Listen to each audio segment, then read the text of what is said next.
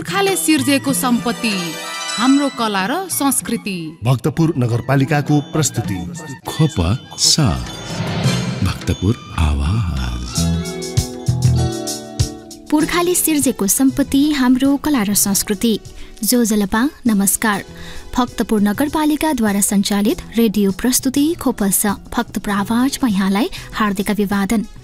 कार्यक्रम खोपस तपाईले साताको 3 विभिन्न दिन सुन्न सक्नुहुन्छ, जस अन्तर्गत हरेक सोमबार बिहान 7:30 बजेदेखि 8 बजेसम्म भक्तपुर नगरको शिक्षा, स्वास्थ्य र पर्यटन सम्बन्धी विषयवस्तु सुन्न सक्नुहुन्छ भने हरेक बुधबार बिहान 7:30 बजेदेखि 8:30 बजेसम्म खोपसको बुलेटिन विशेष प्रस्तुति सुन्न सक्नुहुन्छ र हरेक शुक्रबार साँझ 6:30 बजेदेखि 7 बजेसम्म भक्तपुर नगरको कला, संस्कृति र सम्पदा विशेष प्रस्तुतिसँग जोडिन सक्नुहुन्छ मात्र भक्तपुर FM 105.4 मेगाहर्जको रेडियो तरङ्ग मार्फत। साथै देश विदेशका विभिन्न स्थानमा रहनुहुने तपाईँ श्रोताले हामीलाई www.bhaktapurfm.com.np लगइन गरेर वा युट्युब च्यानल खोपस मार्फत पनि सुनेर साथ दिन सक्नुहुन्छ। र सधैँझै खोपसको बुधबार विशेष श्रृङ्खलाका साथमा म प्रस्तुता सन्ध्या ह्यङ्गोजु लगायत खोपस परिवार उपस्थित भइसकेका छौँ। आजको श्रृङ्खलामा माघ 23 गते सोमबारबाट सुरु भएको भक्तपुर नगरपालिकाको 13औं नगरसभा उद्घाटन कार्यक्रममा विभिन्न व्यक्तित्वहरूद्वारा प्रस्तुत मन्तव्यांश तपाईमाझ प्रस्तुत गर्नेछौँ। साथमा साताभरिका भक्तपुर नगरपालिकाका विविध गतिविधिहरू छँदैछन्।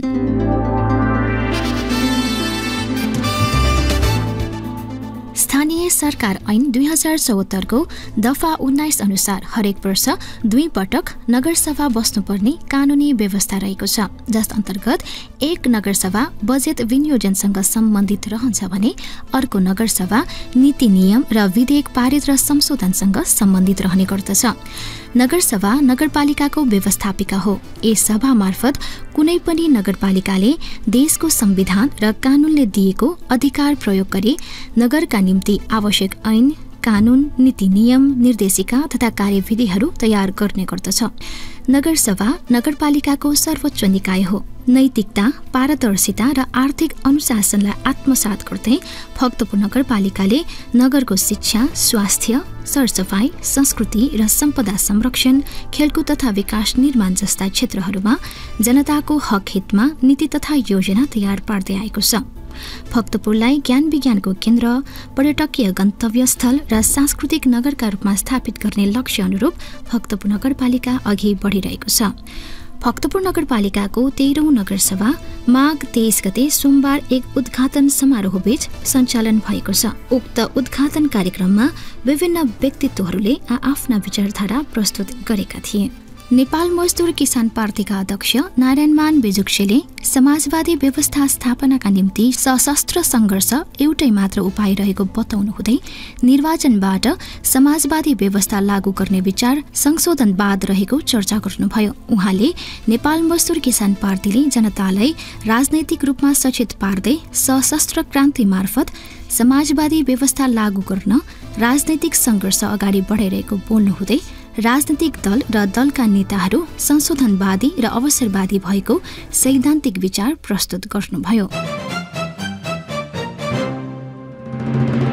जहिलेसम्म हाम्रो राजनैतिक दृष्टिकोण स्पष्ट हुँदैन, हामीले गर्ने कामहरू पनि सरलतापूर्वक अगाडि नबन्ने कुरा म बताउन चाहन्छु।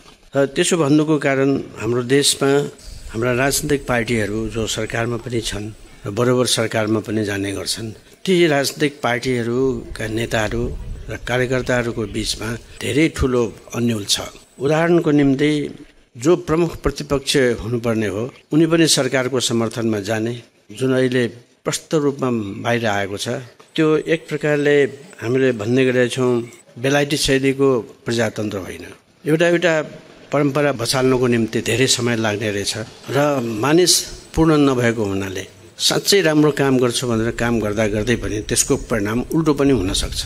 अरू देशमा पनि एउटा नियम बनाउँछ, केही वर्षपछि त्यसले उपयुक्त परिणाम दिँदैन, फेरि नियमलाई परिवर्तन गर्नुपर्ने हुन्छ। त्यसरी नै अरू देशमा पनि धेरै यस्ता परिणामहरू आएको हुनाले प्रतिपक्षको बन्दोबस्त गरेको हुन्छ। त्यो प्रतिपक्षको मुख्य काम सरकारले गर्ने कामहरू दोषपूर्ण होला र यदि दोषपूर्ण भएर त्यो सरकार असफल भयो, देशै असफल हुने भयो भने त्यसलाई जोगाउने कसरी भन्ने चिन्तन तिनीहरूको हुन्छ प्रतिपक्षको। यस हिसाबले वेस्टमिनिस्टर सिस्टमलाई अहिले नेपाली कांग्रेसले राम्रोसँग अनुभव नगरेको या त्यसलाई छोड्न चाहेको देखिन्छ। छोड्न चाहेको हो भन्ने प्रष्ट रूपमा भन्नुपर्छ। पश्चिमी देशहरूमा समेत यसमा समस्या आएको हुनाले हाम्रो देशमा पनि त्यसले पूर्णता प्राप्त गर्न सक्दैन। त्यसकारण चीनको जस्तो त्यहाँ चिनिया कम्युनिस्ट पार्टी त सरकारमा छ, साथसाथै जापान विरुद्ध लडाइँमा देशलाई मद्दत गरेको हुनाले 8वटा अरू पार्टीहरू पनि सरकारमा छन् अहिले। तर तिनीहरूले आफूलाई विरोधी पार्टी भन्दैनन्, सहयोगी पार्टीको रूपमा। त्यस्तै खोजेको हो भने त्यस्तै किसिमको कुरा प्रष्ट भाषामा आउनुपर्छ भन्ने हाम्रो राय हो। र उदाहरणको निम्ति व्यवहारमा हामीले के देख्यौँ भने अब 48 सालदेखि नै नेपाली कांग्रेसको सरकार थियो र एमाले प्रतिपक्षमा थियो, तर नेपाली कांग्रेसकै साथीहरूले पनि मन्त्रीको भाषण सिद्धिन साथै या सरकारको एउटा नीति प्रस्तुत गर्ने भयो मन्त्रीले, नेपाली कांग्रेसकै साथीहरूले पनि 3-4 जना साथीले 3-4 किसिमको आलोचनाहरू गर्ने। त्यसबेला पनि हामीले भनेका थियौँ सरकारकै सांसदहरूले सरकारको नीतिको विरोध गर्न पाइन्न, आफ्नो पार्टीभित्र पाइन्छ। यदि त्यसरी हिसाब गर्ने हो भने त्यो सङ्ख्या हामीले राम्रोसँग राख्यौँ भने यदि बहुमत सदस्यहरूले विरोध गरेको भए सरकारले राजीनामा दिनुपर्ने हुन्छ। त्यसरी नै एमाले त्यसबेला प्रतिपक्षमा थियो, प्रतिपक्षले भने एउटै विषयमा पनि विभिन्न किसिमका चर्चा कोणबाट त्यसको विरोध गर्ने। त्यसमा पनि हामीले फरक राय राख्यौँ। पञ्चायतमा राजनीतिक पार्टीको उपस्थिति नभएको हुनाले हरेक राष्ट्रिय पञ्चायतको सदस्यले आफ्नो राय दिन सक्छन्, तर संसदीय व्यवस्थामा त्यो होइन। र छाया सरकारको बन्दोबस्त हुने भएको हुनाले त्यहाँ पनि एमालेको निश्चित एउटा विषयमा के राय हो प्रष्ट रूपले आउनुपर्छ। त्यो छाया सरकार भनेर जुन कमिटीहरू बनाएको हुन्छ, जस्तो कि स्वास्थ्य सम्बन्धी, शिक्षा सम्बन्धीहरू हरेक विषयमा हुन्छ, तिनीहरूले एकजना जो पछि नेपाली कांग्रेसको सरकार असफल हुनासाथै एमालेको सरकार आएको खण्डमा ती व्यक्तिहरू नै मन्त्रीमण्डलको सदस्य अथवा मन्त्री हुने गर्छ। त्यो विषयमा त्यसरी गर्नुपर्ने विषयमा हामीले भद्रगोल बनायो, यो मिल्दैन यो भनेर हामीले बारम्बार त्यो कुरा भन्यौँ। त्यो कुरालाई नसुनेको हुनाले अहिले अप्ठ्यारो के आयो भने जुन विषयको ज्ञाता नै होइन, थाहै छैन, तिनीहरू पनि अब शिक्षा मन्त्री हुने, स्वास्थ्य मन्त्री हुने, अनेक मन्त्री हुने भएपछि त नयाँ कुरा के पनि थाहा छैन। अनि असफल मन्त्रीहरूले काम गर्न सकेन, दोष सबै कर्मचारीलाई दिने, कर्मचारीले मन्त्रीलाई दोष दिने भयो। तर त्यसको दोषी चाहिँ राजनीतिक पार्टीहरू नै हुन्। यसकारण अहिलेको स्थितिमा यो छाया सरकारमा बस्नुपर्ने नेपाली कांग्रेसले सरकारको समर्थन गरेकोमा यो एक प्रकारको नीतिकै विरोध भयो। सायद राष्ट्रपतिको निर्वाचनको हिसाबले नेपाली कांग्रेसको तर्फबाट उम्मेदवारलाई मत पाउनको निम्ति सरकारको समर्थन नगरेर वेस्टमिनिस्टर सिस्टमकै खिलाफमा गएको अनुभव गरेका छन्। यो गलत कुरा हो। यसमा नेपाली कांग्रेसप्रति हाम्रो असहमति देखाउने भन्दा पनि यो सिद्धान्तसँग सम्बन्धित भएको हुनाले यो कुरालाई फेरि हामीले चर्चामा ल्याएका छौँ। र अर्को महत्त्वपूर्ण कुरा हिजो एउटा अखबारमा लेखेको छ कि नेपाल मजदुर किसान पार्टी एउटा सङ्कीर्ण पार्टी हो र जडसूत्रवादी हो भन्ने खालका कुराहरू हामीले देख्यौँ। जडसूत्रवादलाई अङ्ग्रेजीमा भन्नुपर्दा डोगमेटिजम भन्नुपर्ने होला, त्यसमा कठमुल्लावाद, जडसूत्रवाद त भनिन्छ है, अति सिद्धान्तवाद या कुरा सिद्धान्तवाद। तर मार्क्सवादको विषयमा हामी प्रष्ट छौँ। सर्वहारा वर्गको नेतृत्वमा बाहेक समाजवाद आउँदैन र समाजवाद त्यो आउनको निम्ति सशस्त्र सङ्घर्षबारे अरू उपाय छैन। र फेरि त्यसमा एउटै मात्रै प्रभाव छ, यदि सरल रूपले स्वाभाविक रूपले बच्चा पैदा हुन्छ भने नर्सले केही चाहिँ प्रयोग गर्नु पर्दैन भने जस्तै जनताको आन्दोलनलाई स्वाभाविक रूपले त्यस बेलाका शासक र पुँजीपति वर्गले सरलतापूर्वक सत्तालाई छोडिदिन्छ भने त्यस बेला पनि सशस्त्र सङ्घर्षको आवश्यकता हुँदैन। त्यस्तो नहुने भएको हुनाले सशस्त्र सङ्घर्ष बाहेक समाजवादको अरू उपाय छैन, यो प्रष्ट छ। तर कार्ल मार्क्सको निधनपछि कार्ल मार्क्सकै एकजना शिष्य बर्नस्टेनले धेरै लडाइँहरू भए, पेरिस कम्युन पनि असफल भयो, अरू आन्दोलनहरू मजदुर आन्दोलनहरू समाप्त भए। त्यसकारण मार्क्सवादमा अलि हेरफेर गर्नुपर्छ, त्यसलाई रिभिजन गर्नु पर्यो भन्ने। त्यो के हो भने निर्वाचनबाटै समाजवाद आउन सक्छ भन्ने कुरो त्यसबेला ल्यायो। त त्यसका जानकारहरूले त्यसबेला त्यसको खुब आलोचना भयो। लेनिनको बेलासम्म आउँदा यो संशोधनवाद भनेको वास्तवमा मजदुर आन्दोलनभित्र, कम्युनिस्ट आन्दोलनभित्रको पुँजीवादी विचारधारा हो सरकारमा जान सक्ला, तर पुँजीवादी व्यवस्थाको फन्डामेन्टल विषयमा चेन्ज हुँदैन त्यसमा। त्यो भनेको उत्पादनका साधनहरू सामाजिकरण गर्न सक्दैन, किनभने पुँजीवादी व्यवस्थाको ऐन कानुनमा हरेक व्यक्तिको जीव धनको सुरक्षा सरकारले गर्नुपर्ने हुन्छ। संसारको सबै पुँजीवादी देशमा हुन्छ, तर समाजवादी देशमा त्यो हुँदैन। समाजवादी देशमा उत्पादनका साधनहरू सबै सरकारको हुन्छ, सरकारले त्यसको बन्दोबस्त गर्छ, त्यसमा चेन्ज आउन दिँदैन।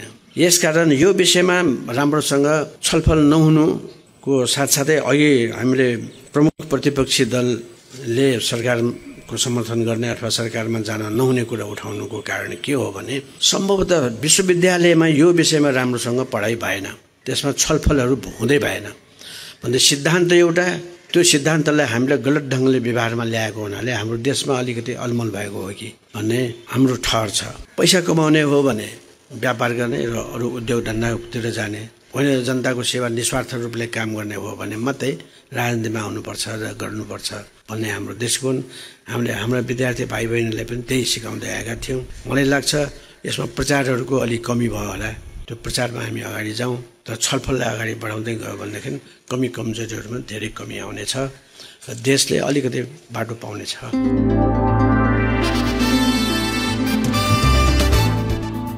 कार्यक्रमका सभापति एवं भक्तपुर नगरपालिका प्रमुख सुनिल प्रजापतिले भक्तपुर नगरपालिकाले नगरको विभिन्न क्षेत्रमा गर्दै आइरहेको कार्य प्रगति प्रतिवेदन प्रस्तुत गर्नुभयो। उहाँले नगरसभा नगरपालिकाको व्यवस्थापिका भएको बताउनुहुँदै स्वायत्तताको नाउँमा स्थानीय तहमाथि संघ र प्रदेश सरकारको हस्तक्षेप हुँदै आएको कुरामा खेद प्रस्तुत गर्नुभयो। प्रमुख प्रजापतिले संघ र प्रदेश सरकारले स्थानीय तहलाई आफ्नो मातहतको निकाय जस्तो व्यवहार गर्नु स्वायत्तता र संविधानको भावना विपरीत भएको बताउनुभयो। हामी दोस्रो कार्यकालको लागि निर्वाचित भएको 8 महिना बित्यो। आजको दिन हामीलाई निर्वाचित गर्नुहुने आदरणीय नगरवासीलाई हामी उच्च सम्मानका साथ धन्यवाद ज्ञापन गर्दछौँ।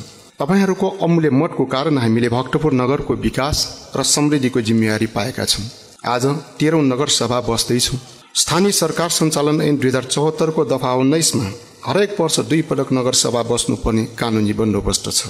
नेपालको संविधान 2072 ले संघ, प्रदेश र स्थानीय तह गरी 3 तहको सरकारको व्यवस्था गरेको छ। ती सरकारहरू बीच सहअस्तित्व, समन्वय र सहकार्यमा जोड दिइएको छ, तर व्यवहारमा भने त्यस्तो हुन सकिरहेको छैन। नगरसभा नगरपालिकाको व्यवस्थापिका हो। सभाले संविधान र कानुनले दिएको अधिकार प्रयोग गरी नगरपालिकाको लागि आवश्यक ऐन कानुन, नीति नियम, निर्देशिका तथा कार्यविधिहरू तयार गर्ने गर्छ। यो नगरपालिकाको सर्वोच्च निकाय हो। भक्तपुरलाई ज्ञान विज्ञानको केन्द्र बनाउने, पर्यटकीय गन्तव्य स्थलको रूपमा विकास गर्ने र सांस्कृतिक नगर घोषणा गर्ने उद्देश्य अनुसार भक्तपुर नगरपालिका अगाडि बढ्दैछ। त्यसको निम्ति नगरपालिकाले शिक्षा, स्वास्थ्य उपचार, संस्कृति, सम्पदा संरक्षण, खेलकुद, सरसफाई तथा विकास निर्माणमा जोड दिइरहेको छ। हाम्रा अग्रजहरूले भक्तपुरको विकास र समृद्धिको लागि चालेको पाइलालाई अझ अगाडि बढाउन हामी निरन्तर प्रयत्नशील छौँ। हामी तत्कालीन र दीर्घकालीन योजनाका साथ अगाडि बढ्दैछौँ। सम्पदा संरक्षण, सरसफाई र अन्य विकास निर्माण हाम्रो तत्कालीन कार्यक्रम हो भने नेपाल मजदुर किसान पार्टीका श्रद्धेय अध्यक्ष नारायणमान बिजुक्सेद्वारा लिखित 100 वर्षपछिको भक्तपुर हाम्रो दीर्घकालीन उद्देश्य हो। हरेक वर्ष सांस्कृतिक प्रतियोगिताको आयोजना, सांस्कृतिक गुरुहरूको सम्मान, सम्पदा संरक्षण, मौलिक शैलीमा घर निर्माण गर्नेहरूका लागि अनुदानको व्यवस्था, विभिन्न विदेशी भाषाहरूको तालिम र शिशु स्याहारदेखि कलेजहरूसम्म सञ्चालन तथा विश्वविद्यालय सञ्चालनको पहल दीर्घकालीन उद्देश्य पूरा गर्ने हाम्रा तयारीका पाइलाहरू हुन्। स्थानीय तहको विकासको लागि पूर्ण स्वायत्तता हुन आवश्यक छ। स्वायत्तताको नाउँमा स्थानीय तहमाथि संघ र प्रदेशको हस्तक्षेप नै अहिलेको मुख्य समस्या हो। हामी विभिन्न चुनौतीहरू बीच काम गर्दैछौँ। कर्मचारी भर्ना, अस्थायी र स्थायीको लागि प्रदेश लोकसेवाको मुख टाक्नुपर्ने, संघ र प्रदेश सरकारले अनुदानलाई बढाउनुको सट्टा सशर्त बजेट बढाउँदै लाने र आर्थिक वर्षको अन्तिममा मात्र बजेट निकासा पठाउने जस्ता कामहरूले स्थानीय तहबाट हुने विकास निर्माणका कामहरू प्रभावित भएका छन्। संघ, प्रदेश र स्थानीय 3 तहका सरकारहरू स्वायत्त छन् र कोही कसैको मातहत वा अधीनमा बस्नु नपर्ने संविधानको भावना हो। संघ र प्रदेश सरकारहरूले स्थानीय तहलाई आफ्नो मातहतको निकाय जस्तो व्यवहार गर्नु स्वायत्तता र संविधानको भावना विपरीत छ। हामीलाई कुनै पनि निकायको हस्तक्षेप स्वीकार्य छैन। यस नगरपालिकाको चालु आर्थिक वर्ष 2079-80 को पहिलो 6 महिनामा 73 करोड 5,09,000 रुपैयाँ आम्दानी भएको छ, जुन यस वर्षको अनुमानित आयको 34.35% हो। त्यस्तै खर्चतर्फ चालु आर्थिक वर्षको 6 महिनामा चालुतर्फ 51 करोड 9,71,000 र पुँजीगततर्फ 11 करोड 82,14,000 गरी जम्मा 63 करोड 81,86,000 खर्च भएको छ। यो कुल बजेटको 29.22% हो। नगरपालिकाको आन्तरिक आयमा वृद्धि गरी आम्दानी अनुसार सेवा प्रवाह र विकास निर्माण लगायतका क्षेत्रमा सन्तुलित खर्च गर्ने प्रयास गरिरहेका छौँ। भक्तपुर नगरपालिकाबाट 2वटा इन्जिनियरिङ कलेज सहित 8वटा शैक्षिक संस्थाहरू सञ्चालन गरी देशभरिकै विद्यार्थीहरूलाई कम शुल्कमा गुणस्तरीय वार्षिक रु 50,000 का दरले अनुदान, 1वटा विद्यालयलाई पुस्तकालय स्थापना तथा व्यवस्थापन, किताब खरिद र ई पुस्तकालय समेतको व्यवस्था गर्न 6,50,000, विज्ञान प्रयोगशाला निर्माणको लागि एउटा विद्यालयलाई 6,50,000 वितरण गर्ने तयारी गर्दैछौँ। सामुदायिक विद्यालय सुधार गरी शैक्षिक स्तर वृद्धिका लागि भक्तपुर नगरपालिका निरन्तर लागिरहेको छ। विद्यालयको शैक्षिक स्तर सुधार र आन्तरिक प्रतिस्पर्धाबाट शैक्षिक गुणस्तरमा अभिवृद्धि ल्याउन उत्कृष्ट सिकाइ उपलब्धि भएका विद्यालयलाई प्रोत्साहन अनुदान प्रति विद्यालय रु 2 लाख, नमुना विद्यालय सेवा अनुबन्धका आधारमा नियुक्ति भएका र शिक्षकको लागि प्रोत्साहन अनुदान प्रति विद्यालय रु 2 लाख र नमुना विद्यालयको शैक्षिक तथा व्यवस्थापकीय योजना कार्यान्वयनको लागि कार्य सम्पादनमा आधारित अनुदान प्रति विद्यालय 30 लाखदेखि 50 लाख उपलब्ध गराउने तयारी गर्दैछौँ। नगर क्षेत्रका विद्यालय स्तरीय विद्यार्थीहरूको शैक्षिक गुणस्तर कायम गर्न यस वर्षदेखि एसई तयारी अभ्यास परीक्षा, टेस्ट परीक्षा र गत वर्षदेखि कक्षा 5 को नगरस्तरीय वार्षिक परीक्षा सञ्चालन गर्यौं भने कक्षा 8 को नगरस्तरीय परीक्षालाई निरन्तरता दिइरहेका छौँ। विद्यालयहरूमा दिवा, खाजा र सेनिटरी प्याड पनि वितरण गर्दैछौँ। यस नगर क्षेत्रका सामुदायिक विद्यालयका शिक्षकहरूलाई यस वर्ष शिक्षण सिकाइको प्रविधि, आइसिटी प्रयोग सम्बन्धी तालिम र लेखा सम्बन्धी तालिम दिइसकेका छौँ। संस्कृति, इतिहास, अर्थशास्त्र, राजनीतिशास्त्र, नेपाल भाषामा उच्च शिक्षा हासिल गर्न चाहने नगरवासी विद्यार्थीहरूलाई दिँदै आएको छात्रवृत्तिलाई यो वर्ष पनि निरन्तरता दिएका छौँ। स्नातक र स्नातकोत्तर तहका अतिरिक्त यो वर्ष राजनीतिशास्त्र र संस्कृति विषयमा एमफिल विद्यावारिधि अध्ययन गर्ने 3 जनालाई छात्रवृत्ति प्रदान गरेका छौँ। हाल 4 जना विद्यार्थीहरूले भक्तपुर नगरपालिकाको छात्रवृत्तिमा एमफिल र विद्यावारिधि गर्दैछन्। त्यस्तै गरी गरिब विद्यार्थीहरूलाई प्रदान गर्ने शैक्षिक ऋणलाई निरन्तरता दिँदैछौँ। यसअघि 314 जना विद्यार्थीहरूलाई रु 5 लाखको दरले ऋण सुविधा लिएर उच्च शिक्षा हासिल गरिरहेकोमा यो वर्ष थप 159 जनाको शैक्षिक ऋण स्वीकृत गरेका छौँ। कुल 473 जना विद्यार्थीले शैक्षिक ऋण मार्फत उच्च शिक्षा हासिल गर्ने अवसर पाएका छन्। जनताको स्वास्थ्यबारे भक्तपुर नगरपालिका अत्यन्त सचेत छ। स्वास्थ्य क्षेत्रमा निजीकरणको प्रभाव बढ्दै गइरहेको वर्तमान अवस्थामा स्थानीय तहले अस्पताल सञ्चालन गर्नु कम चुनौतीपूर्ण छैन। जनतालाई सहज, छिटो र गुणस्तरीय स्वास्थ्य सेवा प्रदान गर्ने हाम्रो मुख्य उद्देश्य हो। विभिन्न बाधा व्यवधानहरू बीच नगरपालिकाद्वारा सञ्चालित खोप अस्पताललाई 2079 साल जेठ 23 गते बागमती प्रदेश सरकारबाट शय्याको सञ्चालन अनुमति प्राप्त भयो। खोप अस्पतालप्रति जनताको विश्वास बढ्दो छ। आवश्यक जनशक्तिको व्यवस्था गरी अस्पतालले दिने सेवा थप प्रभावकारी बनाउने प्रयास गर्दैछौँ। आर्थिक वर्ष 79-80 साउनदेखि पौष मसान्तसम्म 6 महिनाको अवधिमा खोप अस्पतालले भक्तपुर लगायतका विभिन्न 60 जिल्लाका कुल 1,06,426 बिरामीहरूलाई स्वास्थ्य सेवा प्रदान गर्यो। हाल दैनिक 750 भन्दा बढी बिरामीहरूलाई सेवा प्रदान गर्दै आएको छ। भक्तपुर नगरपालिका वडा नम्बर 9 च्यामासिंह स्थित सामुदायिक आँखा केन्द्रले यस अवधिमा कुल 12,869 जना आँखाका रोगीहरूलाई उपचार सेवा प्रदान गर्यो। ती मध्ये 343 जनाको आँखाको शल्यक्रिया भएको छ। सो अवधिमा नगर आयुर्वेदिक स्वास्थ्य उपचार केन्द्रबाट 1,310 जनाले स्वास्थ्य उपचार सेवा प्राप्त गरे। त्यस्तै भक्तपुर नगरपालिका वडा नम्बर 5 भगवती स्थान, भनपा 2 ब्यासी र भनपा 1 सल्लाहगरी नपली सिर्जना नगर स्थित जनस्वास्थ्य केन्द्र र शहरी स्वास्थ्य केन्द्रहरूबाट पनि आधारभूत स्वास्थ्य सेवा प्रदान गर्दै आएका छौँ। भक्तपुर नगरपालिकाको 73औं स्थापना दिवसको अवसरमा नेपाल मजदुर किसान पार्टीका श्रद्धेय अध्यक्ष नारायणमान बिजुक्सेज्यूबाट मिति 2079 पुस 2 गते खोप अस्पतालको नयाँ भवन उद्घाटन र कोभिड नियन्त्रणमा भक्तपुर नगरपालिका पुस्तक सार्वजनिकरण भयो। हाल आवश्यक स्वास्थ्य उपकरणहरू थप गर्दै खोप अस्पतालको नयाँ भवनबाट सेवा प्रवाह सुरु गर्दैछौँ। खोप अस्पतालबाट यस आर्थिक वर्षदेखि अन्य सेवाको अतिरिक्त मुटु रोग र मानसिक रोग सम्बन्धी थप विशेषज्ञ सेवा पनि सुरु गरेका छौँ। खोप अस्पतालले मिति 2079 माघ 7 गतेदेखि मेजर अपरेसन सेवा पनि सुरु गरेको छ। नगरवासीहरूलाई निःशुल्क अक्सिजन र रगतको पनि व्यवस्था गर्दै आएका छौँ। त्यसको लागि महिनाको लाखौँ रुपैयाँ नगरपालिकाले खर्च गर्दै आएको छ। घरदैलो नर्सिङ सेवालाई थप प्रभावकारी बनाउँदै वडामा दम खोकी र श्वास प्रश्वास रोग सम्बन्धी शिविर, आँखा शिविर, पाठ्यक्रम परीक्षण तथा अन्य सामान्य रोग सम्बन्धी स्वास्थ्य शिविर सञ्चालनलाई निरन्तरता दिँदैछौँ। सामुदायिक विद्यालयहरूमा हरेक शुक्रबार विद्यालय स्वास्थ्य कार्यक्रम सञ्चालन पनि सुरु गर्दैछौँ। यस अवधिमा देशव्यापी रूपमा फैलिएको डेङ्गु रोग रोकथाम र नियन्त्रणको लागि आवश्यक जनचेतनामूलक कार्यक्रम तथा अभियान पनि सञ्चालन गर्यौँ। जनतालाई स्वास्थ्य उपचारमा सहज पहुँचको निम्ति वडामा आधारभूत स्वास्थ्य केन्द्रहरू सञ्चालन गर्दै आएका छौँ भने खोप अस्पतालमा प्रस्तुति सेवा सञ्चालन गर्ने तयारी पनि गर्दैछौँ। भक्तपुर नगरपालिकाभित्र सञ्चालित सरकारी अस्पतालहरूमध्ये भक्तपुर अस्पताल बागमती प्रदेशकै उत्कृष्ट सेवा दिने अस्पतालको रूपमा विकास हुँदैछ भने विशिष्टीकृत अस्पतालहरू भक्तपुर क्यान्सर अस्पताल र शहीद धर्मभक्त राष्ट्रिय प्रत्यारोपण केन्द्रले देशभरिकै जनतालाई सेवा प्रदान गरिरहेको छ। यस अर्थमा स्वास्थ्य सेवामा जनताको छिटो छरिटो सहज पहुँच पुग्ने भक्तपुर पहिलो नगर हो भनेर दावी गर्दा अन्यथा नहोला। 2072 सालको विनाशकारी भूकम्पबाट क्षति पुगेका यस नगरपालिका क्षेत्रका अधिकांश सम्पदाहरू पुनर्निर्माण र जीर्णोद्धार सम्पन्न भइसकेका छन्। बाँकी सम्पदाहरूको पनि पुनर्निर्माण र जीर्णोद्धारको काम हुँदैछ। यस आर्थिक वर्षको सुरुको 6 महिनामा 3वटा मन्दिर, 5वटा पादी, 1वटा ड्योछे, 1वटा पोखरी र 1वटा अन्य गरी 11वटा सम्पदाहरूको पुनर्निर्माण सम्पन्न भयो। जसमध्ये भनपा वडा नम्बर 5 स्थित बेताल ड्योछे, भजन मण्डल घर र ढुङ्गेडाँडा रहेका छन् भने भनपा वडा नम्बर 8 स्थित डुबेङ्केको फल्चा, हरिशङ्कर मन्दिर, वन्ती पाटी, महेश्वरी क्षेत्रको 2वटा सतलहरू मुख्य रूपमा रहेका छन्। हाल 8वटा मन्दिर, 5वटा पादी, 2वटा ड्योछे र 4वटा अन्य गरी 21वटा सम्पदाहरू पुनर्निर्माण तथा जीर्णोद्धार कार्य चालु अवस्थामा छन्। भनपा वडा नम्बर 3 दरबार क्षेत्र स्थित थन्टु दरबार पुनर्निर्माणको निम्ति नगर प्रमुखको अध्यक्षतामा पुनर्निर्माण समिति गठन गरी प्रक्रिया अगाडि बढाइसकेका छौँ।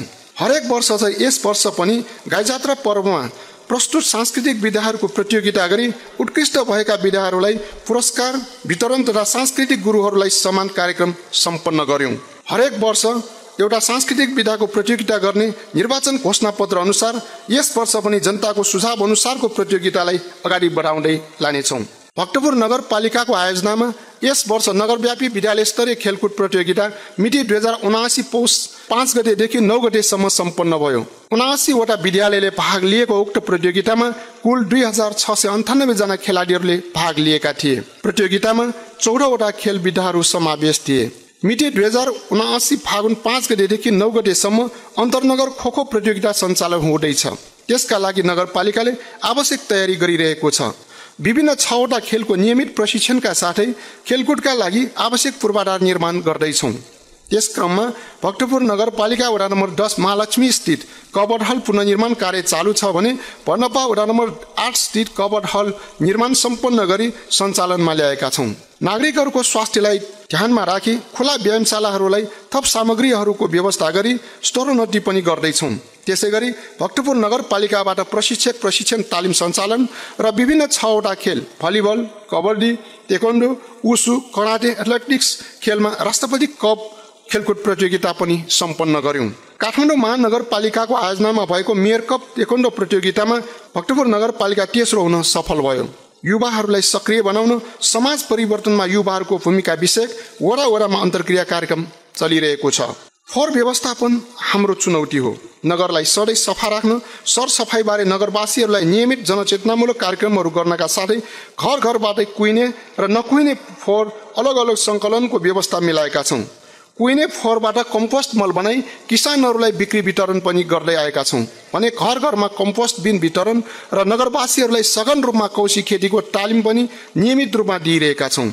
हरेक महिनाको 1 गते र 15 गते जनप्रतिनिधिहरू, कर्मचारीहरू, स्थानीय टिम, क्लब समेतको सहभागितामा ठाउँ सफाई कार्यक्रमहरू सञ्चालन गर्दै आएका छौँ। यसले नगरलाई सफा राख्न मद्दत पुगेको हाम्रो अनुभव छ। खानेपानी समस्या समाधानका लागि हाम्रो प्रयास निरन्तर जारी छ। खानेपानीको सहज वितरणका लागि काठमाडौँ उपत्यका खानेपानी लिमिटेड र उपत्यका खानेपानी बोर्डसँग समन्वय गरेर काम गर्दैछौँ। भक्तपुर नगरको पश्चिम कोनेमा मेलम्ची खानेपानी वितरणले केही सहज भएको छ।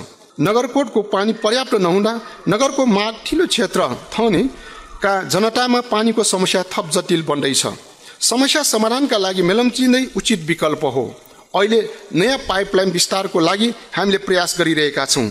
त्यसका अलावा ठाउँ ठाउँमा डिप बोरिङ गरी खानेपानी वितरण गर्दै आएकोमा यस वर्ष भक्तपुर नगरपालिका वडा नम्बर 1 सल्लाहकारी स्थित दुग्ध चिसान केन्द्रसँगै डिप बोरिङ गरी पानी वितरण गर्न 3 लाख लिटरको खानेपानी ट्याङ्की निर्माण कार्य भइरहेको छ। त्यसै गरी भक्तपुर नगरपालिका वडा नम्बर 9 टुमचो डोगरे चोखा क्षेत्रमा पनि डिप बोरिङको पानी वितरणको व्यवस्था मिलाउँदैछौँ। युवाहरूलाई आत्मनिर्भर बनाउन सिपमूलक तालिमहरूलाई निरन्तरता दिँदैछौँ। हाल युवा तथा महिला लक्षित पाक शिक्षा, हेयर कटिङ, आधारभूत सिलाइ, बुटिक तालिम सञ्चालन भइरहेको छ भने चिनिया भाषा र जापानी भाषाको तालिमको लागि आवश्यक तयारी भइरहेको छ। त्यसै गरी नेपाल सरकारबाट प्राप्त युवा उद्यमशील ऋण अनुदान लक्षित समूहसम्म पुर्याउन आवश्यक प्रक्रियाको तयारी गर्दैछौँ। महिला उद्यमीहरूलाई प्रविधि सहयोग उपलब्ध गराउने नेपाल सरकारको कार्यक्रम अन्तर्गत प्राप्त अनुदान सहयोग उपलब्ध गराउन पनि पहल भइरहेको छ। नगर क्षेत्रका कृषकहरूको लागि आवश्यक नेपाल सरकारबाट अनुदान प्राप्त रासायनिक मल उपलब्ध गराउन डिलरसिप प्राप्त सहकारी संस्थाहरूलाई समय समयमा कृषि सामग्री कम्पनी लिमिटेडबाट प्राप्त विवरण अनुसार युरिया र डिएपी मल उपलब्ध गराउन सिफारिसका साथै मल बिक्री गर्न डिलरसिपको लागि पनि नियमअनुसार विभिन्न सहकारी संस्थाहरूलाई सिफारिस दिइरहेका छौँ। किसानहरूलाई कृषि सम्बन्धी आवश्यक तालिमहरू पनि दिँदै आएका छौँ। किसानहरूलाई कम्पोस्ट मल प्रयोग गर्न उत्साहित गर्नुका साथै माटोको उर्वर शक्ति बढाउन कृषि चुन सहुलियत दरमा वितरण पनि गर्दै आइरहेका छौँ। बचतकर्ताहरूको रकम लिएर सहकारी सञ्चालकहरू भाग्ने गरेका समाचारहरू आइरहेका छन्। सम्भावित कुरालाई ध्यानमा राखेर सहकारी सञ्चालकहरू र बचतकर्ताहरूसँग पटक पटक बैठक बसी सबैलाई सचेत गर्दै आएका छौँ। यद्यपि नगर क्षेत्रका केही सहकारीहरूबाट बचतकर्ताहरूको बचत रकम फिर्ता नगरिएको भन्ने गुनासो पनि आइरहेको छ। जनताको गुनासो सम्बोधन गर्न सम्बन्धित सहकारी संस्थाका पदाधिकारीहरू र बचतकर्ताहरूको संयुक्त बैठक गरी समस्या समाधानको प्रयास गर्दैछौँ।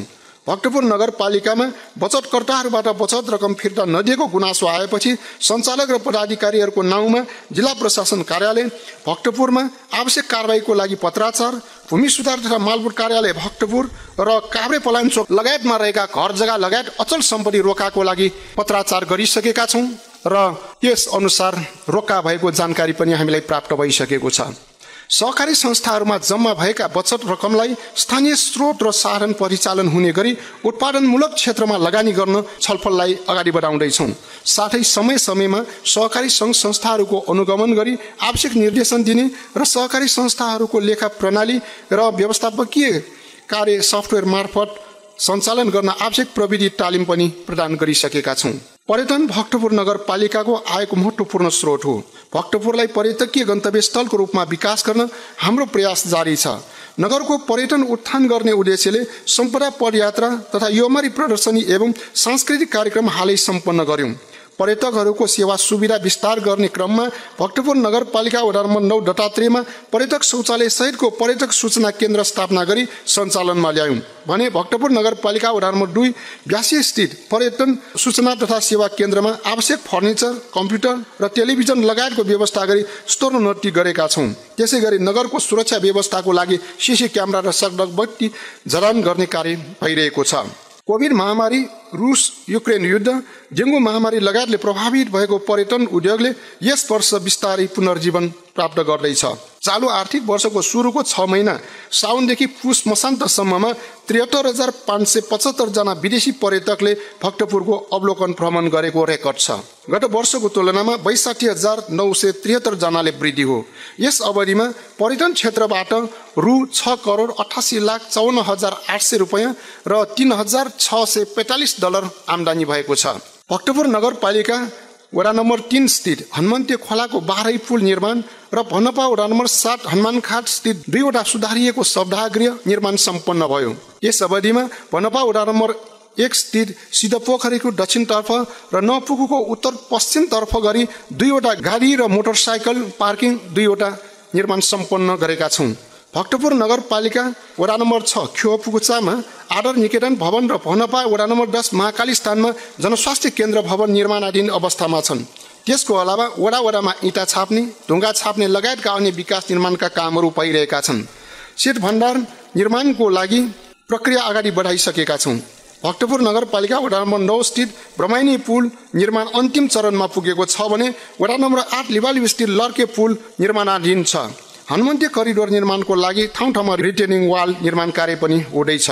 केही विविध कार्यक्रमहरू भक्तपुर नगरपालिका भू उपयोग परिषद गठन गरी यस नगर क्षेत्रमा कृषि क्षेत्र नरहेको निर्णय गरी सम्बन्धित कार्यालयमा जानकारी पठाइसकेका छौँ। नगरपालिकाको नगर प्रहरी ऐन 2075 व्यवस्था भए बमोजिम नगर प्रहरी व्यवस्था गर्न प्रक्रिया अगाडि बढाउँदैछौँ। नगर क्षेत्रको फुसा कुकुर नियन्त्रण गर्न कुकुर बन्ध्याकरण कार्यक्रम सञ्चालन र रेबिस विरुद्धको खोप अभियान चालू छ। यस नगरपालिकाद्वारा सञ्चालित डेको मिवा इटापेका आवास योजनाको नक्सा स्वीकृत गरी क्रमशः लाल पूर्जा वितरण कार्य भइरहेको छ। खोप टेलिभिजन सञ्चालनको लागि आवश्यक अनुमति प्राप्त गरी स्टुडियो निर्माण र जनशक्ति तयार गर्ने प्रक्रिया अगाडि बढाउँदैछौँ। यस वर्ष नगरपालिकाद्वारा सञ्चालित खोप बहुप्राविधिक अध्ययन संस्थानले भक्तपुर नगरपालिकाद्वारा सञ्चालित स्नेहसैयाको खोप अस्पतालको स्वीकृतिको आधारमा नर्सिङ कक्षाको पुनः सञ्चालन गरेको छ।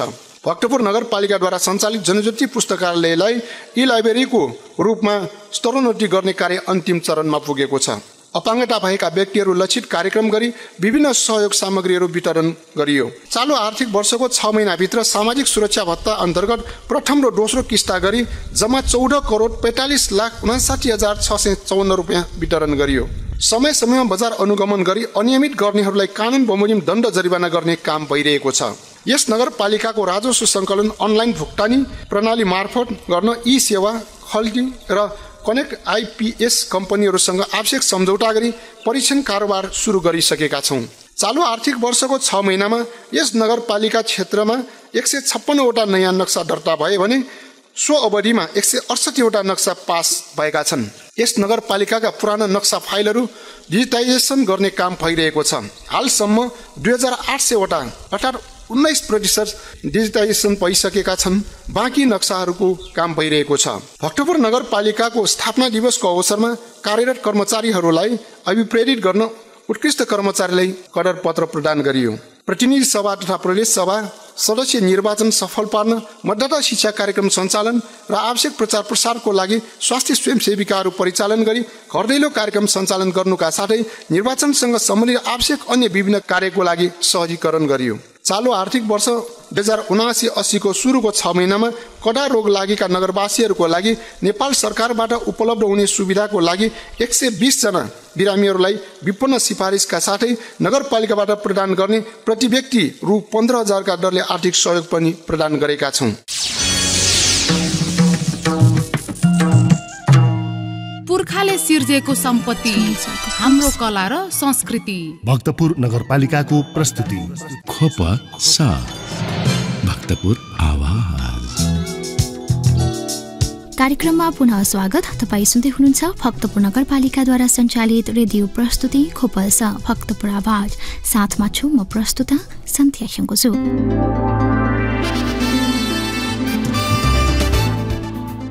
श्रोता, हामी मन्तव्य विशेष प्रस्तुतिमा छौँ। भक्तपुर नगरपालिका उपप्रमुख रजनी जोशीले नगरसभाको उद्घाटन कार्यक्रममा बोल्नुहुँदै भक्तपुर नगरपालिकाले नेपाल मजदुर किसान पार्टीले घोषणा पत्र बमोजिम देश र जनतामा समर्पित भई काम गरिरहेको चर्चा गर्नुभयो।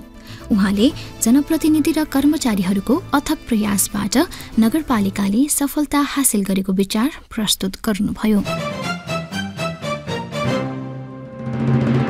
भक्तपुर नगरपालिकाले नेपाल मजदुर किसान पार्टीको घोषणा पत्रलाई हरेक पटक अंगीकार गर्दै देश र जनताको सेवामा समर्पित हुँदै अगाडि बढिरहेको यहाँहरू सम्पूर्णलाई विदितै छ। त्यसमध्ये शिक्षा, स्वास्थ्य, संस्कृति, सम्पदा संरक्षण, सरसफाई जस्ता जनताका आधारभूत आवश्यकता पूरा गर्ने उद्देश्यका साथ हामी जनप्रतिनिधिहरूले यस नगरपालिकाको कर्मचारीका साथ अनवरत रूपमा काम गरिरहेका छौँ र गरिरहनेछौँ। भक्तपुर नगरका हरेक काम नगरवासीहरूको सहभागितामा गएको कार्यकालमा भएका कामहरू उत्कृष्ट भएको कारणले भक्तपुर नगरपालिकाको एक नमुना नगरपालिकाको रूपमा हामी उभिन सफल भएका छौँ। यसको प्रमाणको रूपमा नेपाल सरकारका सहसचिवहरूको तालिमको क्रममा भक्तपुर नगरपालिकाले गरेका असल अभ्यासलाई रणनीतिक योजना बनाए त्यसै प्रतिवेदन अनुरूप देशभरका पालिकाहरूमा लागू गराउने उद्देश्यले भक्तपुर नगरपालिकालाई केस स्टडी बनाए अध्ययन भइरहेको छ। भद्र महिला तथा सज्जनवृन्द, यति भन्दै गर्दा हामीले हाम्रो जिम्मेवारी सकिएको भन्न खोजेको होइन। हाम्रा अगाडि धेरै चुनौतीहरू बाँकी नै छन्। हामीले अझै जनताका कामहरू गर्नुपर्नेछ। भक्तपुर नगरमा समाजवादी व्यवस्थाको केही अनुभूति नगरवासीहरूले गर्न पाए तापनि पूर्ण रूपमा अनुभूति दिलाउन धेरै कामहरू गर्नु बाँकी नै छन्।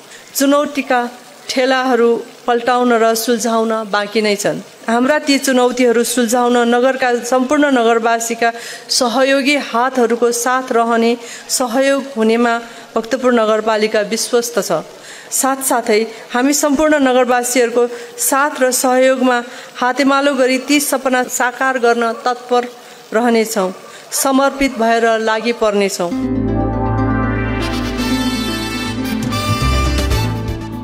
भक्तपुर क्यान्सर अस्पतालका कार्यकारी निर्देशक विष्णुदत्त पौडेलले भक्तपुर नगरपालिकाले उक्त क्यान्सर अस्पताललाई सरकारी अस्पताल बनाउन विशेष पहल गर्दै आएको बताउनु हुँदै भक्तपुर क्यान्सर अस्पतालमा क्यान्सरको सम्पूर्ण उपचार सेवा उपलब्ध भएको जानकारी गराउनुभयो। भक्तपुर क्यान्सर अस्पतालको कार्यकारी निर्देशक भएको नाताले म भक्तपुर क्यान्सर अस्पतालसँगै रिलेटेड कुरा गर्न चाहन्छु। यस भक्तपुर नगरपालिकाको एउटा सबैभन्दा महत्त्वपूर्ण गरिमामय हजुरहरू सबैले चाहिँ गर्व गर्ने संस्था एउटा भक्तपुर क्यान्सर अस्पताल हो। आजभन्दा 2 वर्ष अगाडि यस भक्तपुर नगरपालिकाका जनताहरू जननेताहरूको चाहिँ जुन पहलबाट जुन सरकारीकरण भयो 2077 सालमा यो अस्पतालले भक्तपुर नगरवासीलाई त सेवा दिएकै छ, यसले सारा काठमाडौँ भ्याली तथा नेपालभरिलाई सेवा दिएको छ। नेपाल सरकारको काठमाडौँ भ्यालीमा भएको एकमात्र क्यान्सर अस्पताल हो जहाँ क्यान्सरका सबै उपचार पद्धतिहरू उपलब्ध छन्। क्यान्सरको उपचार गर्ने, सर्जरी अपरेसन गर्ने हामीसँग राम्रो टिम छ। क्यान्सरको उपचार गर्ने विकिरण पद्धति रेडियोथेरापी भन्छ, त्यो त सरकारी अस्पतालमा भएको एकमात्र अस्पताल हो हामीका छ। बाहिरी सेवा गर्ने, सेकाइ गर्ने, भित्री सेवा गर्ने, भित्री सेकाइ त भर्खरै मैले सरकारसँग रिक्वेस्ट गरेर लिएर आएको छु। त्यसै गरी क्यान्सर लागेका बिरामीहरूलाई दबाईले उपचार गर्ने मेडिकल अङ्कोलोजी विद्या पनि त्यहाँ उपलब्ध छ। इनफ्याक्ट मेडिकल अङ्कोलोजी विद्याको त म आफै प्राध्यापक हो नेपालको, र चाहिँ मेडिकल अङ्कोलोजी विद्यामा चाहिँ सबैभन्दा हाइएस्ट डिग्री अङ्कोलोजी, क्यान्सरको हाइएस्ट डिग्री डिएम मेडिकल अङ्कोलोजी जुन पिएचडी इक्विभ्यालेन्टको डिग्री भक्तपुर क्यान्सर अस्पतालमा त्यो अध्यापन हुन्छ। यो हामीले गर्व गर्ने कुरा हो। त्यसै गरी प्यालेटिभ केयरका एक्टिभिटिजहरू क्यान्सर लागेर उपचार मात्रै गर्ने होइन, क्यान्सरै नलाग्न दिन मान्छेलाई स्वस्थ हुँदैमा चाहिँ क्यान्सर डिटेक्सन गराउनको लागि त्यो पनि हामीका उपचार पद्धतिहरू उपलब्ध छ। त्यो हामीले अस्पतालमा पनि चलाउँछौँ र भक्तपुर अस्पताल बाहेक भक्तपुरका वडामा पनि गएर चलाउँछौँ र देशका विभिन्न क्षेत्रमा पनि गएर चलाउँछौँ। इनफ्याक्ट यो क्यान्सर प्रिभेन्सनकै कुरा गर्दाखेरि म मेयरज्यूसँग रिक्वेस्ट गर्न चाहन्छु, सरकारको एउटा गोल छ महिला दिदीबहिनीहरूलाई 70% चाहिँ क्यान्सर स्क्रिनिङ गराउने। हामी हातेमालो गरेर अगाडि बढौँ ताकि नेपालको पहिलो नगरपालिका होस् यो जसले चाहिँ त्यो 70% गोल एचिभ गर्न सकोस्। त्यसको लागि हाम्रो अस्पतालबाट के गर्नुपर्छ हामी गर्न तयार छौँ। किनभने भक्तपुर नगरपालिकामा वडामा नर्सहरू हुनुहुन्छ, उहाँहरूलाई चाहिँ इन्कर्पोरेट गर्न सकिन्छ र चाहिँ त्यो राष्ट्रिय गोल एचिभ गर्ने पहिलो नगरपालिका भएको म देख्न चाहन्छु। त्यसै गरी भक्तपुर नगरपालिकाको स्थापित यो क्यान्सर अस्पतालमा अर्को महत्त्वपूर्ण विभाग प्यालेटिभ केयर भन्छ। क्यान्सरको उपचार गर्दा गर्दै कहिलेकाहीँ क्यान्सरका बिरामीहरूलाई निको पार्न सकिँदैन र क्यान्सरका बिरामीहरूलाई निको पार्ने उपचार गर्दा गर्दै पनि तिनीहरूलाई सेवा स्याहार र चाहिँ सिम्टोमेटिक केयरहरू गर्नुपर्ने हुन्छ। त्यो विधा पनि यस नगरमा भएको भक्तपुर क्यान्सर अस्पतालमा डिपार्टमेन्टै छ, मात्र भक्तपुरमा मात्रै छ, अरू कहीँ पनि छैन। र नेपालमा एकजना मात्रै त्यो विधामा एमडी गरेको, एम्सबाट गरेर आउनुभएको विशेषज्ञ हुनुहुन्छ, उहाँ पनि यो भक्तपुरमै हुनुहुन्छ। त्यस कारण भक्तपुर नगरपालिकामा यो भएको भक्तपुर क्यान्सर अस्पतालको धेरै नै महत्त्व छ। यसलाई अगाडि बढाउन सकिन्छ। इनफ्याक्ट यो हप्ता फेब्रुअरी 4 अस्ति शनिबार क्यान्सर डे थियो। विभिन्न मन्त्रालयका कार्यक्रमहरू, विभिन्न नेपालमा क्यान्सरको विकास कसरी, सेवा सुविधालाई कसरी विकास गर्नेसम्म गहन छलफल भएको थियो। इभन पार्लियामेन्टको समन्वय समिति, सरोकार समितिले चाहिँ मलाई बोलाएको थियो। त्यहाँ पार्वती हमाल म्याडम हुनुहुन्थ्यो सभापति मान्यज्यू, उहाँले पनि कुरा राख्नु। त्यहाँ पनि मैले यो कुराहरू राखेँ भक्तपुर क्यान्सर अस्पतालले दिइरहेको यसलाई विकास गर्न। र इनफ्याक्ट म हाम्रो जननेताहरूलाई रिक्वेस्ट गर्न चाहन्छु कि पार्वती मान्यज्यू एकदमै त्यो समन्वय समिति नै भक्तपुर क्यान्सर अस्पताल विकास गर्न तयार छ। त्यो मौका अपर्च्युनिटीलाई हामीले क्याच गरौँ। किनभने क्यान्सरको क्षेत्रमा विकास गर्नलाई अरू ठाउँमा पैसाको कमी भए पनि सबैले बुझ्नुपर्छ क्यान्सरको क्षेत्रमा पैसा छ। किन पैसा छ भने किनभने यस देशका जनताले, यस देशका जननेताहरूले चाहिँ क्यान्सरका बिरामीहरूलाई केही गर्नुपर्छ भनेर 1993 मै क्यान्सर चुरोट बिडीमा चाहिँ खाने, चुरोट हरेक मान्छेले सेवा गर्ने चुरोट बिडीमा चाहिँ ट्याक्स लगाएर क्यान्सर ट्याक्स कलेक्सन गर्छ। वर्षको अरबौँ उठ्छ क्यान्सरको क्षेत्रमा। क्यान्सरको विकासको लागि भनेर वर्षको 15 अरब 20 अरब पैसा उठ्छ, तर खर्च हुन्छ मुस्किलले 40 करोड। त्यो पनि हुँदैन, धेरैमा धेरै। त्यहाँदेखि पैसा जति पनि छ होइन, पैसा क्यान्सरको क्षेत्रमा काम गर्नलाई, विकास गर्नलाई पैसा जति पनि छ, खालि हामीले लबिङ गर्नु पर्यो, त्यहाँबाट उठाएर ल्याउन सक्नु पर्यो। अस्ति मैले समन्वय समितिमा मान्यज्यूहरूलाई रिक्वेस्ट गरेको छु, यसलाई फेरि पनि रिक्वेस्ट गरौँ। इभन त्यो समन्वय समितिलाई नै रिक्वेस्ट गरेर पनि पैसा अझै पनि ल्याउँ, रिक्वेस्ट गरौँ, ताकि हामीले भक्तपुर क्यान्सर अस्पताललाई अझै विकास गरौँ, त्यो हस्पिटल अझै विकास गरौँ। र भक्तपुर नगरपालिकाको त सम्पूर्ण जनताले सेवा पाउनै पर्यो। हामी देशभरि राष्ट्रलाई केही दिउँ। त्यस कारण यो भक्तपुर नगरपालिकाले राष्ट्रलाई केही दिन सक्ने एउटा संस्थाको रूपमा विकास हुन सक्छ।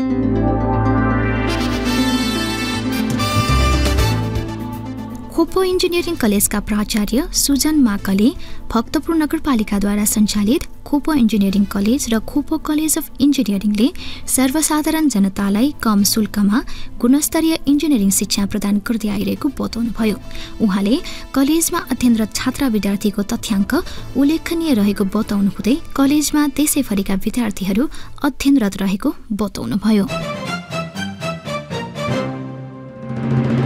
भक्तपुरलाई ज्ञान विज्ञानको केन्द्र बनाउने लक्ष्यसहित विक्रम सम्वत 2058 पूर्वाञ्चल विश्वविद्यालयको सम्बन्धनमा भक्तपुर नगरपालिकाद्वारा यस खोपो इन्जिनियरिङ कलेजको स्थापना भएको थियो। साथै 2065 त्रिभुवन विश्वविद्यालयको सम्बन्धनमा यही प्राङ्गणमा खोपो कलेज अफ इन्जिनियरिङको पनि स्थापना भएको थियो। यी दुवै कलेजले सर्वसाधारण जनताका छोराछोरीलाई कम शुल्कमा गुणस्तरीय इन्जिनियरिङ शिक्षा प्रदान गर्दै आएको छ। अहिले निजी इन्जिनियरिङ कलेजहरूमा भर्नाको क्रममा झन्डै 5 लाख शुल्क बुझाउनु पर्ने हुन्छ भने 4 वर्षको सिभिल इन्जिनियरिङ अध्ययनको निम्ति झन्डै 15 लाख रुपियाँ शुल्क पुगेको छ। भक्तपुर नगरपालिकाद्वारा सञ्चालित यी दुवै खोप इन्जिनियरिङ कलेज र खोप कलेज अफ इन्जिनियरिङमा सुरुमा विद्यार्थी भर्ना हुनको निम्ति ड्रेससहित जम्मा 86,000 रुपियाँ लाग्ने तथ्याङ्क म यहाँ निवेदन गर्न चाहन्छु। साथै 4 वर्षको सिभिल इन्जिनियरिङ अध्ययनको निम्ति झन्डै 7 लाख हाराहारी शुल्क पुगेको छ। र हामीले कम शुल्कमा गुणस्तरीय इन्जिनियरिङ शिक्षा प्रदान गर्ने कलेज स्थापनाको उद्देश्य पुरा गर्ने प्रयास गर्दै आएका छौँ। अहिलेसम्म कलेजमा भर्ना भएका विद्यार्थीहरूको तथ्याङ्क म यहाँ जानकारी गराउन चाहन्छु। दुवै कलेजमा गरी भक्तपुर नगरपालिकाको वडा नम्बर 1 बाट भर्ना भएका विद्यार्थी, यो अहिले भर्खरै भर्ना प्रक्रिया चलिरहेको विद्यार्थीहरूको सङ्ख्या बाहेकको सङ्ख्या हो।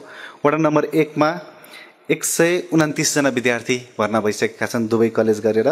वडा नम्बर 2 मा 238 जना, वडा नम्बर 3 मा 129 जना, वडा नम्बर 4 मा 219 जना, वडा नम्बर 5 मा 141 जना, वार्ड नम्बर 6 मा 182 जना, वार्ड नम्बर 7 मा 226 जना, वार्ड नम्बर 8 मा 108 जना, वार्ड नम्बर 9 मा 220 जना र वार्ड नम्बर 10 मा 127 गरी जम्मा 1719 जना भक्तपुर नगरभित्रका विद्यार्थीहरूले यी दुईवटा इन्जिनियरिङ कलेजहरूमा अध्ययनको निम्ति भर्ना गरिसकेका छन् 2058 देखि गएको वर्षसम्म। र यो तथ्याङ्क हेर्ने हो भने 490 जना छात्राहरू छन् र 1229 जना छात्रहरू छन्। यसरी हेर्ने बेला भक्तपुर नगरका झन्डै 29% विद्यार्थीहरू छात्रा छन्। यो 29% विद्यार्थीको तथ्याङ्क छात्रा विद्यार्थीहरूको तथ्याङ्क उत्साहजनक छ। नेपाल इन्जिनियरिङ परिषद, नेपाली इन्जिनियर्सहरूको यो नेपाल सरकारद्वारा गठित एउटा परिषद हो। नेपाल इन्जिनियरिङ परिषदको तथ्याङ्क हेर्ने हो भने अहिले झन्डै 55,000 इन्जिनियरहरू दर्ता भएका छन् हिजो बिहानसम्मको तथ्याङ्क केलाउने बेला। र त्यसमा मुस्किलले 12% इन्जिनियरहरू महिला छन्। हाम्रो कलेजबाट उत्तीर्ण भएका हाम्रो नगरवासी इन्जिनियर्सहरूको तथ्याङ्क हेर्ने बेला झन्डै 29% तथ्याङ्क महिलाहरूको छ। त्यसै गरी भक्तपुर नगरपालिका बाहेक भक्तपुर जिल्लाका 3वटा नगरपालिकाहरूको तथ्याङ्क हेर्ने हो भने मध्यपुर थिमी का विद्यार्थीहरूको तथ्याङ्क 471। मध्यपुर थिमीबाट 471 जना विद्यार्थीहरूले यस कलेजमा अध्ययन गर्ने अवसर पाएका छन्। चाँगुनारायण नगरपालिकाबाट 257 जना विद्यार्थीहरूले अध्ययन गर्ने अवसर पाएका छन्। साथै सूर्यविनायक नगरपालिकाबाट 358 गरी भक्तपुर जिल्लाबाट अहिलेसम्म 2805 जना विद्यार्थीहरूले स्नातक र स्नातकोत्तर तहका विभिन्न कार्यक्रमहरूमा अध्ययन गर्ने अवसर पाएका छन्।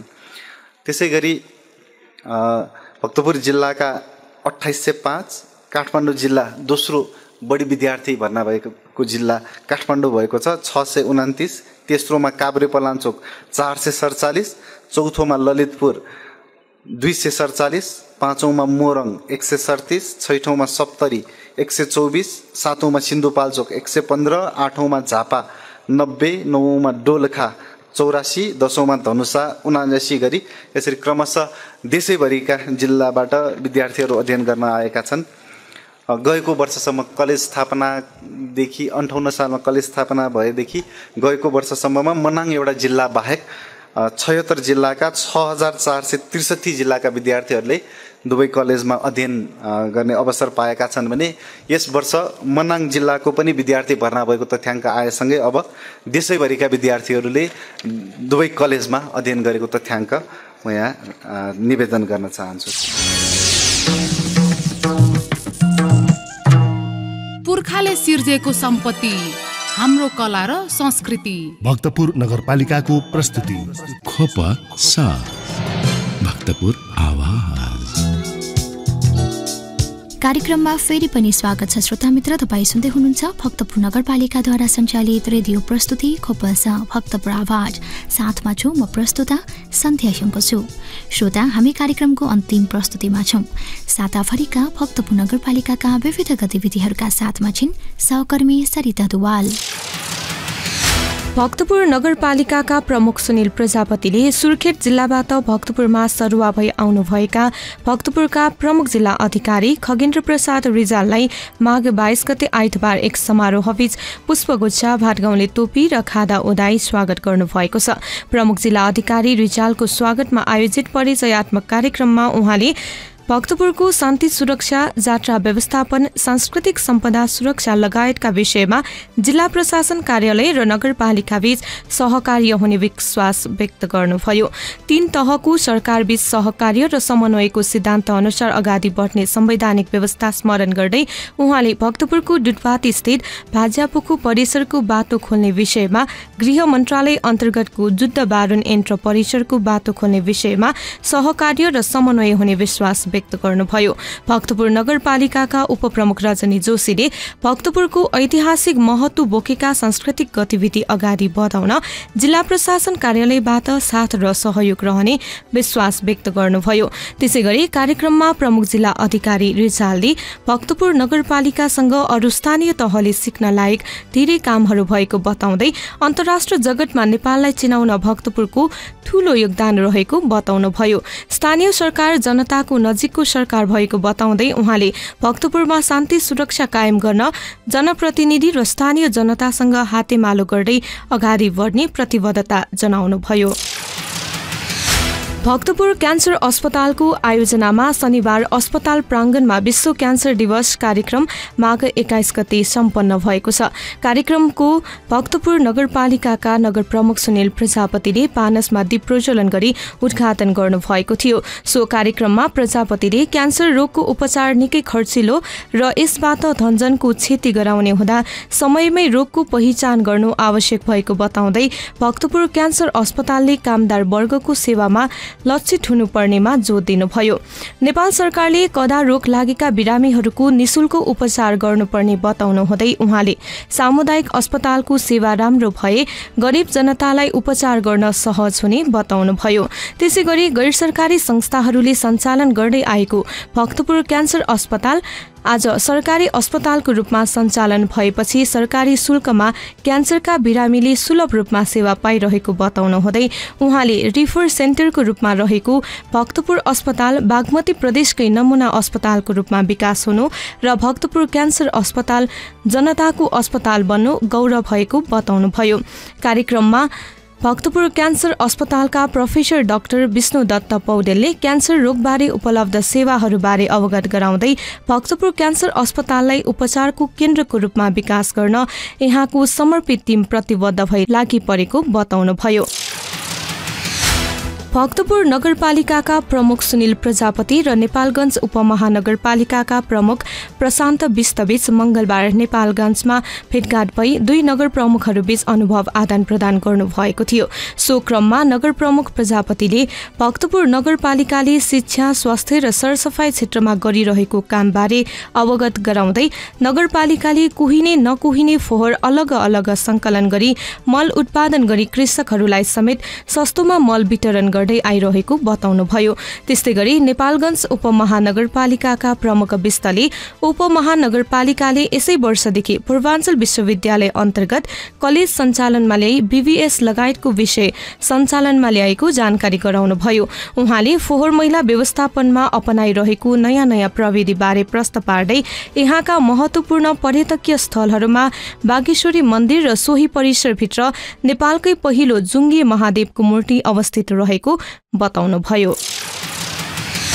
भक्तपुर नगरपालिकाको आयोजनामा 2079 फागुन 5 गतेदेखि 9 गतेसम्म सञ्चालन हुने अन्तर्नगर खोखो प्रतियोगिताको मूल समारोह समितिको बैठक माघ 24 गते मंगलबार सम्पन्न भएको छ।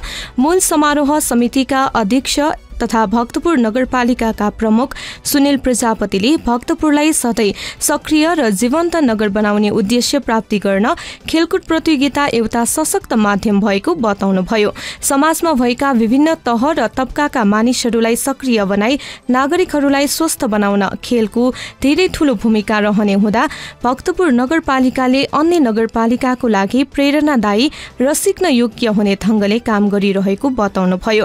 अघिल्लो कार्यकालमा भक्तपुर नगरपालिकाले विभिन्न 4वटा खेल विद्याको अन्तर्नगर प्रतियोगिता गरेको जानकारी दिँदै उहाँले भक्तपुरलाई सबै क्षेत्रको सिकाइ केन्द्रको विकासको रूपमा अगाडि बढिरहेको बताउनुभयो। भक्तपुर नगरपालिकाका उपप्रमुख रजनी जोशीले खेलकुद प्रतियोगिता आयोजना गर्नुको उद्देश्यमाथि प्रश्न पार्दै खोखो खेल एकदम रोमाञ्चक खेल भएको र स्वास्थ्यको हिसाबले समेत महत्वपूर्ण भएको बताउनुभयो। कार्यक्रममा भक्तपुर नगरपालिका वडा नम्बर 1 का वडा अध्यक्ष एवं युवा तथा खेलकुद समितिका संयोजक श्यामकृष्ण खत्रीले प्रतियोगिता सफलतापूर्वक सम्पन्न गर्न 11वटा उपसमिति गठन भई विभिन्न नगरपालिकामा आवश्यक पत्राचार समेत भइसकेको बताउनुभयो। उहाँले प्रतियोगिता सम्पन्न गर्न अहिलेसम्म भएको तयारीको विषयमा अवगत गराउँदै 135 जनाको मूल समिति गठन भएको जानकारी दिनुभयो। त्यस्तै भक्तपुर नगरपालिका वडा नम्बर 4 का वडा अध्यक्ष एवं भक्तपुर जिल्ला खोखो संघका अध्यक्ष उपेन्द्र सुवालले खोखो खेलमा खेलाडीहरूको आकर्षण बढिरहेको बताउँदै प्रतियोगिताले खोखो खेल प्रवर्धन हुने बताउनुभयो।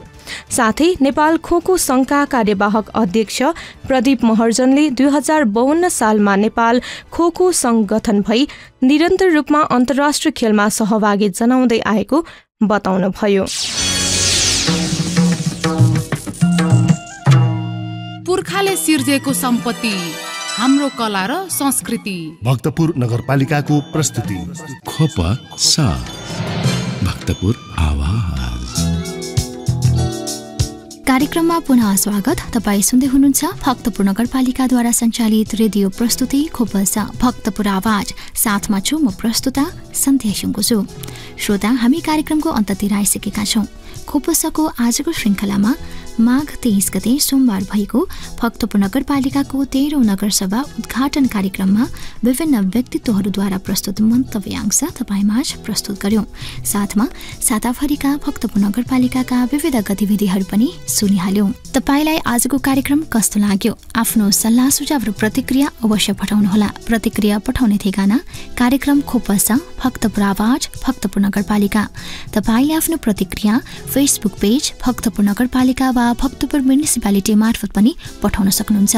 साथै भक्तपुर नगरपालिकासँग सम्बन्धित सम्पूर्ण सूचना वा जानकारी नगरपालिकाको वेबसाइट भक्तपुर.mun.gov.np मा पनि हेर्न सक्नुहुन्छ। र थप जानकारीका लागि नगरपालिकाका प्रकाशनहरू खोपपौ र भक्तपुर मासिक पनि पढ्न सक्नुहुन्छ। कार्यक्रम अवधिभर सुनेर साथ दिनुहुने तपाईँ श्रोतालाई हार्दिक धन्यवाद। कार्यक्रम तयार पार्न सहयोग गर्नुहुने सहकर्मीहरू रविन्द्र कोशी, श्रीराम कासेछुवा र सरिता दुवालाई विशेष आभार। कार्यक्रमका लागि आवश्यक सल्लाह र सुझाव प्रदान गर्नुहुने रविन्द्र ज्याको र दिपेन्द्र प्रजापतिलाई हार्दिक धन्यवाद। र प्राविधिक सहयोगका लागि राजेश हाडा र रवि हाडालाई विशेष आभार। शुक्रबार साँझ 36 बजेदेखि 7 बजेसम्म खोपसाको कला, संस्कृति र सम्पदा विशेष प्रस्तुतिसँग उपस्थित हुने नै छौं। तबसम्मका लागि म प्रस्तुता सन्ध्या सुङ्गुजु लगायत खोपसा परिवारलाई बिदा दिनुहोस्। तपाईको समय शुभ बितोस्। नमस्कार।